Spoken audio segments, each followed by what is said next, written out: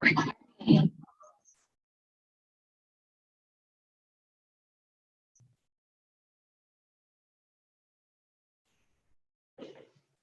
sit in a comfortable meditation posture, close the eyes.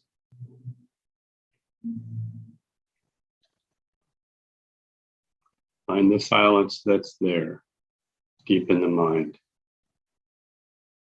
Connect with that silence. Become the silence. You are that silent witness.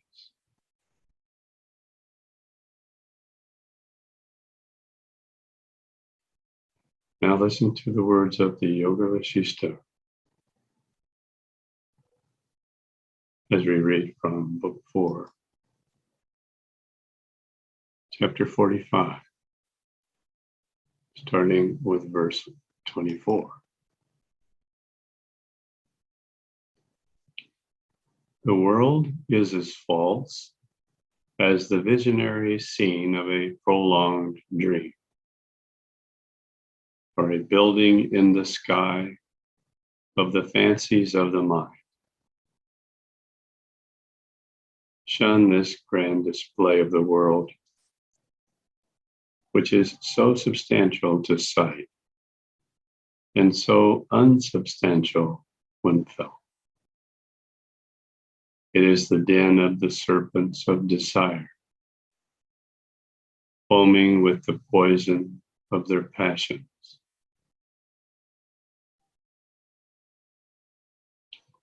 Knowing the world as unreal, trying to regard it as nothing, because the wise will never go after a mirage knowing it as such. The foolish man who runs after some imaginary object of his heart's desire is surely exposed to trouble and disappointment for his folly. Whoever desires to have anything in this world, after knowing it as an unreality, surely perishes with his soul for his forsaking the reality.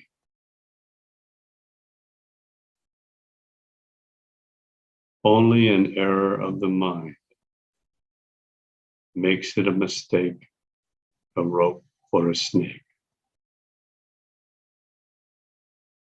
It is the variety of the thoughts and pursuits of men that makes them roll about in the world.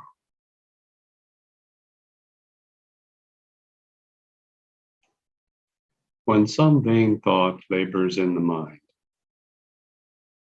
like the moon appearing to move underwater, it deceives only little children and not the wise,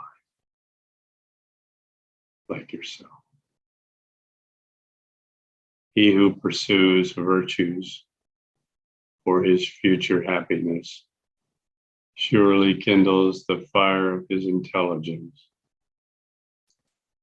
to destroy the frost of his ignorance. All gross bodies seen here in this world are creatures of the workings of the mind.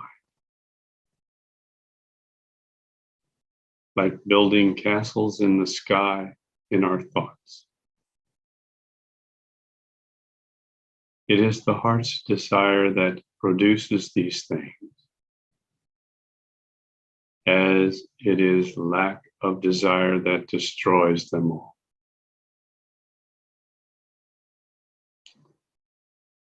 The unrealities appear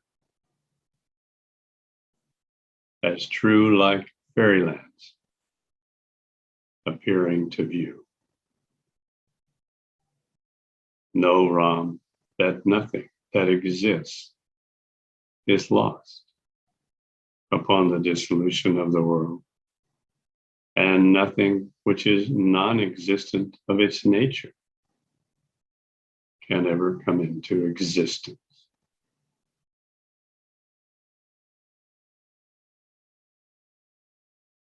When we are giving up our attachment to the material universe,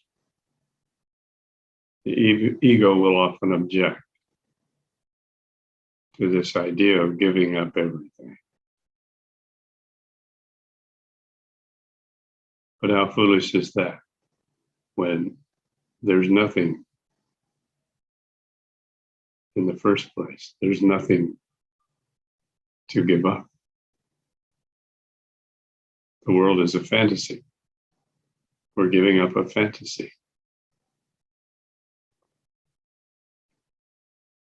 Ego, of course, objects because ego is a collection of individual karmic traces. Ego believes the world is real. As long as ego believes the world is real, then this is the indication more karmic traces need to be balanced.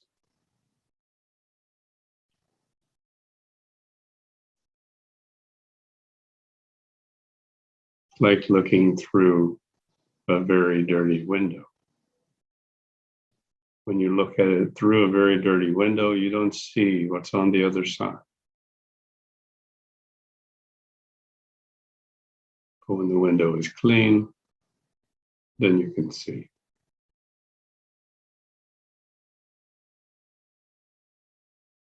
Tell me, Rama, what things are entire or broken or are growing or decaying when these ideas are only the formations of your sound or unsound mind or the working of your fantasy.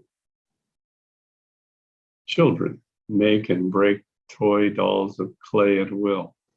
In the same way, the mind raises and erases its thoughts of all things in the world. As nothing is lost or drowned in the magical trick of a conjurer, so nothing is dead or dissolved in the magical sea of this world. The unrealities being all untrue, it is true that nothing is lost by their loss. Hence, there is no cause for our joy or sorrow in this unreal world. If the world is altogether an unreality, I do not know what there is that could be lost in it. And if nothing whatever is really lost in it, what reason can there be for the wise to sorrow after?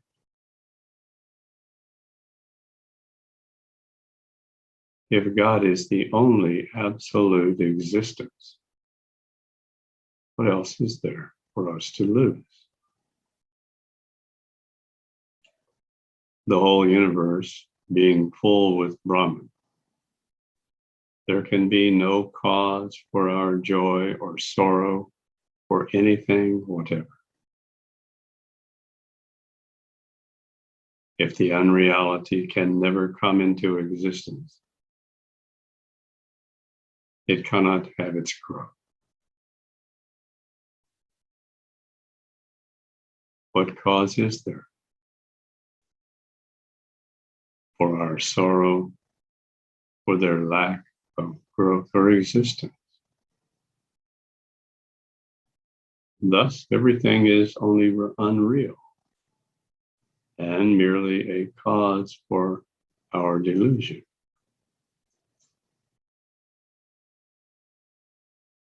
What can a wise man have to desire that may be reckoned as the best boon for us?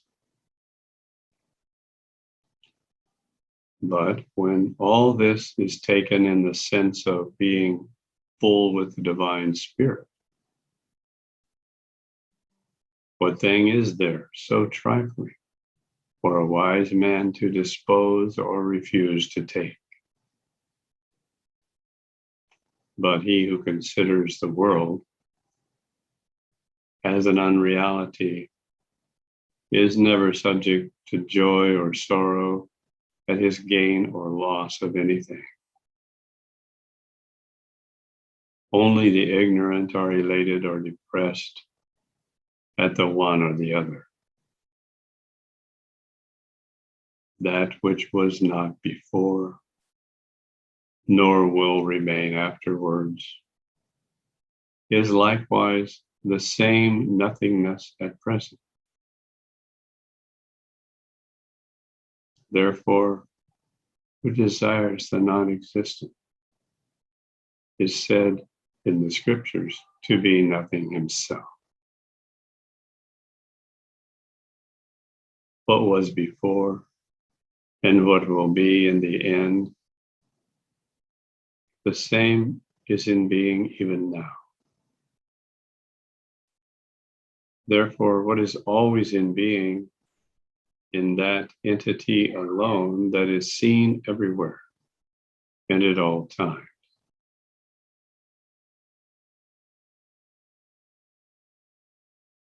There are the unreal sky and moon and stars seen underneath the water. It is only a deluded child who looks at them, but never the wise.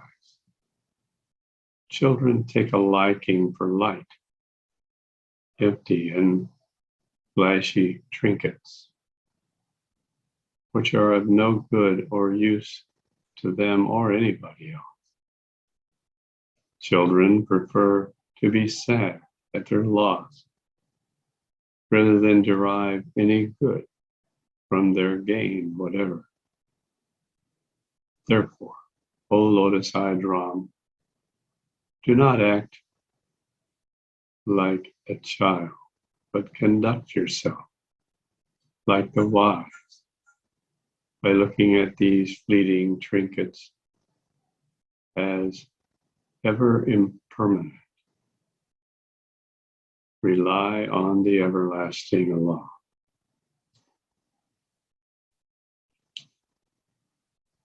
Ram, do not be sad or sorry to learn that all these, together with yourself and myself, are nothing in reality. Do not be glad or joyful to know that all these and ourselves are real entities. But consider alike whether these be or not be, because it is the one being that becomes and unbecomes anything. It is the only being that becomes all things.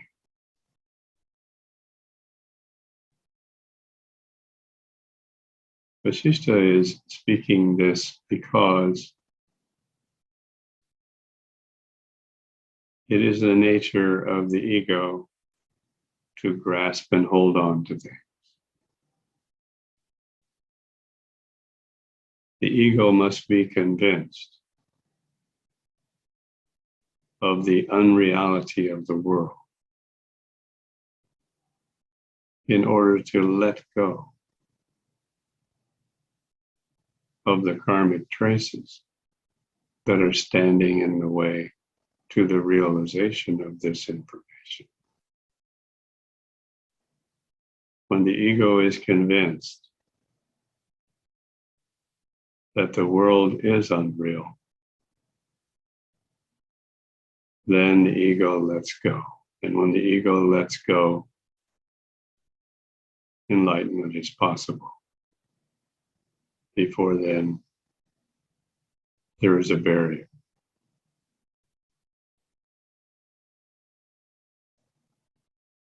We have training in this regard when practicing dharana.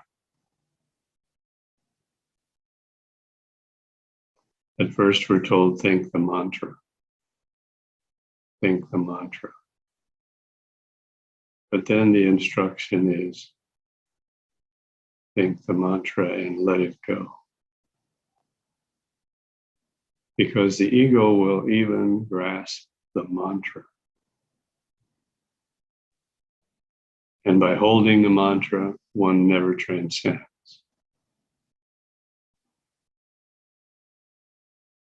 So that is the most elementary training in this principle of letting go. Enlightenment is there always, just behind the karmic traces. We can hold up the karmic traces and separate ourselves from enlightenment for as long as we like.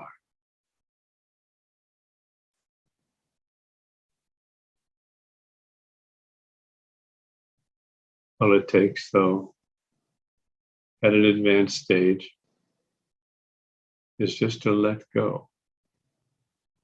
Let go of the attachment to the unreal universe. Let go of the fallacy that somehow something is being lost.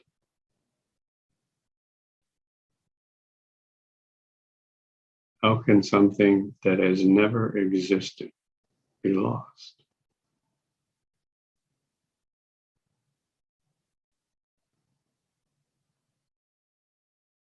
Valmiki said, as the sage was explaining in this manner, the day glided away to its dusk.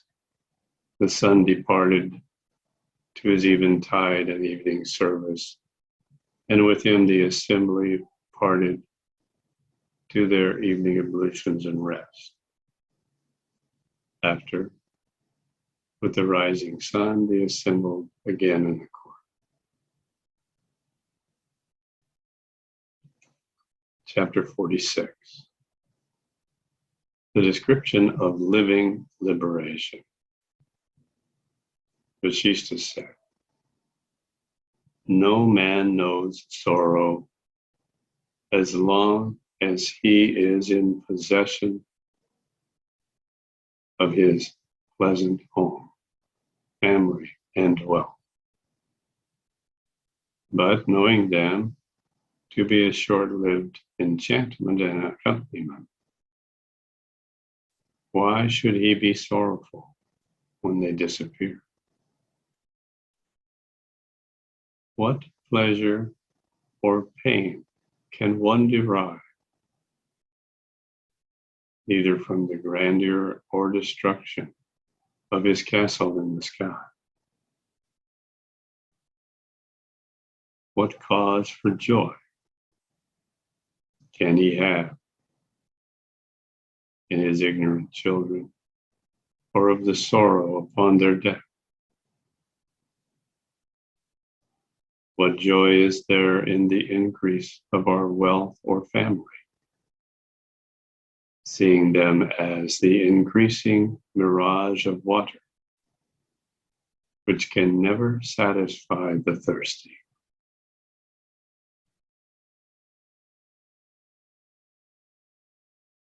There is increase of care with the increase of wealth and family.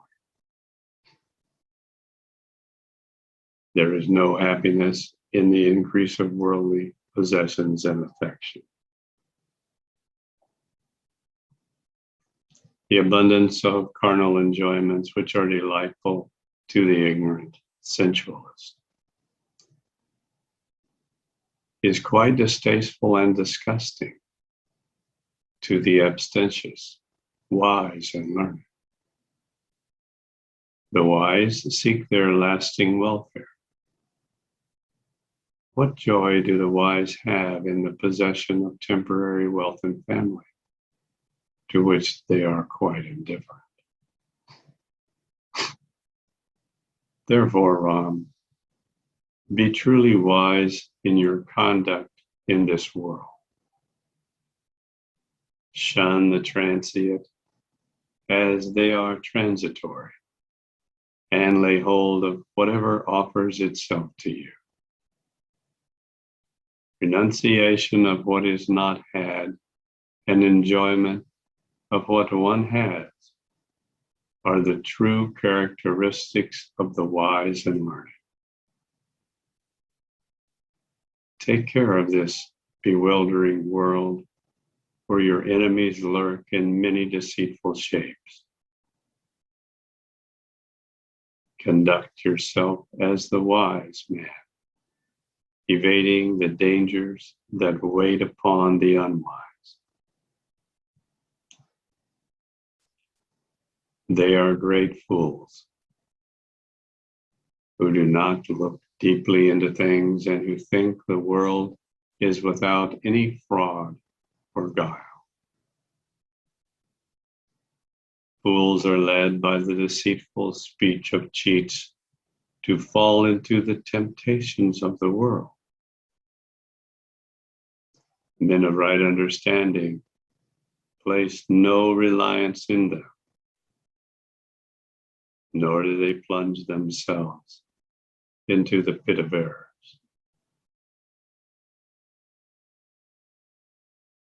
He who knows the unrealities and who places no reliance on anything is said to have mastered all knowledge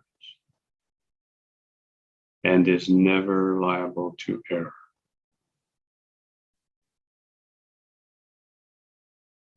He who knows himself to be as frail as anything in this frail world, who has his faith in neither, is never liable to fall into the error of taking either of them for real.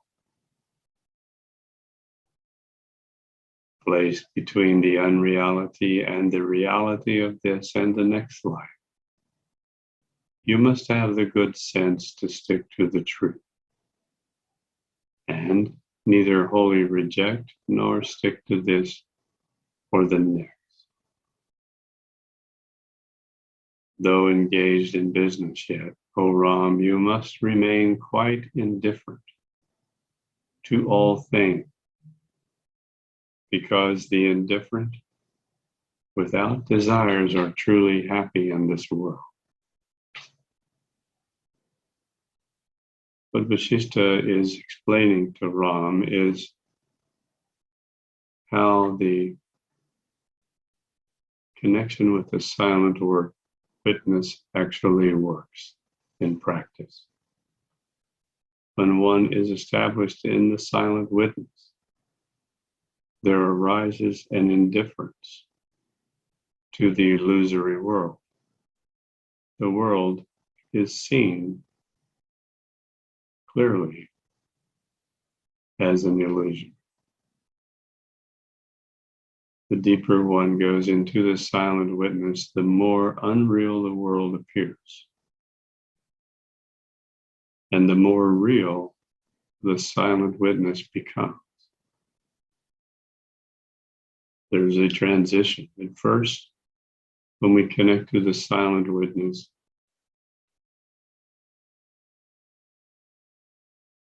the world continues to seem to be real, and our activity in it seems to be real.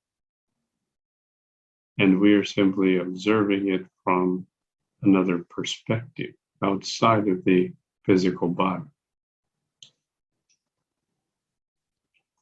But that is only the first step. As the ego realizes there's nothing to hold on to and lets go of this fascination with the unreal world, then it is possible to go deeper into the silent witness. And when one goes deeper into the silent witness, at some stage the world is clearly seen and realized as a fantasy. The fascination with the body and what the body is doing, the fascination with the mind and what the mind is thinking. People cherish their thoughts. People think their thoughts are so brilliant. They think they're having something that will be of great value to them and others, when in reality, their thoughts are only expressions of their karmic traces. When the ego realizes this and lets go of the fascination with thoughts and with the activities of the body, with sensations of the body, then it is possible to go to a deeper level of the silent witness. And as we go deeper in the silent witness, at some point, the unreality of the world is very clear.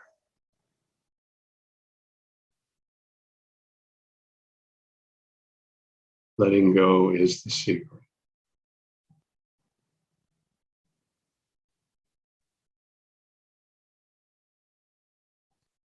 I will continue with eyes closed, established in the silent witness, and start the process of Trimana Sanyama on the esoteric Maha Mantra to balance all karmic traces that have arisen and been activated by this reading today.